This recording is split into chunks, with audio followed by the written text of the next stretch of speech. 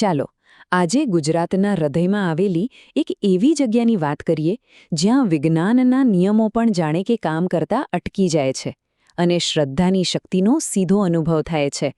આજે આપણે તુલસી શ્યામની એક રહસ્યમયી સફર પર નીકળીએ જ્યાં પૌરાણિક કથાઓ અને કુદરતની અજાયબીઓ એકબીજામાં ઘડી જાય છે. અને શરૂઆત જ એ સવાલથી કરીએ જેણે સૌને વિચારતા કરી દીધા છે. કલ્પના કરો કે ગીરના ગાઢ જંગલોની વચ્ચે એક એવી જગ્યા છે જ્યાં વાહનો ગુરુત્વાકર્ષણના નિયમોને પડકારતા હોય એમ ઢાળ પર ઉપરની તરફ ખેંચાય છે. આખરે ત્યાં એવું તો શું છે? હવે આ જે રહસ્ય છે ને એનો જવાબ કોઈ વિજ્ઞાનની ચોપડીમાં નથી. ના, એની શરૂઆત તો એક નામથી થાય છે. આ જગ્યાના નામમાં જ એની આખી ઓળખ છુપાયેલી છે. તો ચાલો સૌથી પહેલા આ નામને જ બરાબર સમજીએ, એના મૂળ સુધી પહોંચીએ.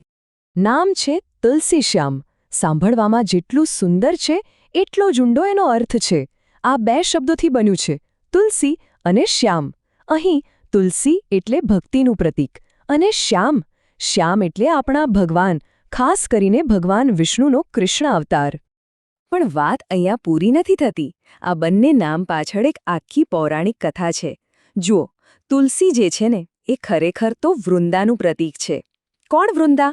એ હતા અસુર જાલંધરના પત્ની, શુદ્ધતા અને ભક્તિનો સાક્ષાત અવતાર. અને શ્યામ એ તો પોતે ભગવાન વિષ્ણુ છે, જેમણે આ જ પવિત્ર જગ્યા પર શ્યામ એટલે કે શ્રી કૃષ્ણનું રૂપ લીધું હતું. તો આ નામ પાછળની વાર્તા શું છે? ચાલો એ પ્રાચીન કથામાં ડૂબકી મારીએ.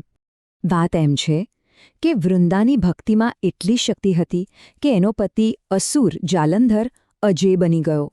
કોઈ એને હરાવી જ નહોતું શકતું. દેવતાઓ પણ હારી ગયા. એટલે જાલંધરને હરાવવા માટે ભગવાન વિષ્ણુએ એક છળ રચ્યું. પણ જ્યારે વૃંદાને આ વાતની ખબર પડી ત્યારે એણે ભગવાન વિષ્ણુને શ્રાપ આપી દીધો. ભગવાન વિષ્ણુએ વૃંદાની પવિત્રતાને માન આપ્યું. એમણે શ્રાપ તો સ્વીકાર્યો જ, પણ સાથે એક વરદાન પણ આપ્યું. કહ્યું કે વૃંદા હંમેશા તુલસીના છોડ તરીકે પૂજાશે. અને કહેવાય છે કે આ એ જ જગ્યા છે જ્યાં ભગવાન વિષ્ણુ શ્યામ બનીને હંમેશ માટે તુલસી એટલે કે વૃંદા સાથે રહેવા માટે બિરાજમાન થયા. અને આ ખાલી કોઈ વાર્તા નથી, આ એક જીવંત ઇતિહાસ છે. અહીં જે મંદિર છે ને એ લગભગ 3000 વર્ષ જૂનું મનાય છે. વિચારો, 3000 વર્ષ!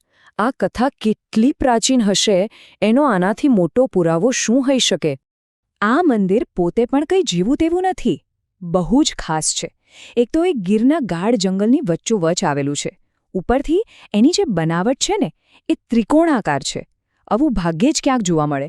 એવું પણ મનાય છે કે અહીં જે મૂર્તિઓ છે એ સીધી દ્વાપરયુગની છે. અને સૌથી મોટી, સૌથી ખાસ વાત, આખા ભારતમાં આ એકમાત્ર એવું મંદિર છે જ્યાં ભગવાન વિષ્ણુ અને તુલસી માતાની મૂર્તિઓ એકસાથે જોવા મળે છે. પણ વાર્તા અહીં અટકતી નથી. તુલસી શ્યામમાં માત્ર શ્રદ્ધા જ નહીં, કુદરતના કરિશ્મા પણ છે. ચાલો હવે એ બાજુ નજર કરીએ. અહીંયા ગરમ પાણીના ઝરા છે અને જૂના ગ્રંથોમાં એનો ઉલ્લેખ પણ છે. એને કહેવાતા તપ્તોદક. નામ જ બતાવે છે કે આ જગ્યા કેટલી જૂની અને મહત્વની છે. ત્યાં કુદરતી રીતે બનેલા ગરમ પાણીના 3 કુંડ છે. ગમે તેવી ઋતુ હોય એનું પાણી ગરમ જ રહે. અને લોકોનું માનવું છે, એમની ઊંડી શ્રદ્ધા છે કે આ પાણીમાં નાહવાથી ચામડીની બધી બીમારીઓ દૂર થઈ જાય છે. ખરું ને? અહીંયા પ્રકૃતિ અને શ્રદ્ધા બંને સાથે મળીને હીલિંગનું કામ કરે છે. અને ચાલો હવે પાછા આવીએ એ જ વાત પર જેનાથી આપણે શરૂઆત કરી હતી, એન્ટી ગ્રેવિટી હિલ. ત્યાંનો અનુભવ કેવો હોય છે ખબર છે? તમારી ગાડીને એક ખાસ જગ્યાએ ઢાળ પર ઊભી રાખો. બસ પછી એને ન્યુટ્રલમાં નાખીને બ્રેક પરથી પગ હટાવી લો.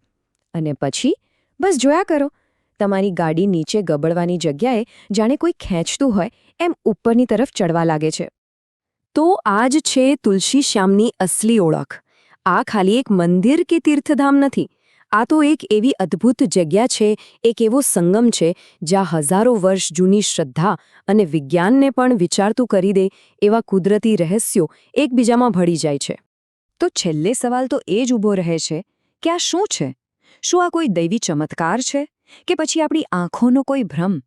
કે પછી એની પાછળ કોઈ ભૂચુંબકીય કારણ છે? જ્યારે પૌરાણિક કથાઓ અને ફિઝિક્સના નિયમો આમને સામને આવે ત્યારે શું થાય? કદાચ આનો જવાબ તો તુલસી શ્યામની ધરતી પર પગ મૂકીને જ મળે.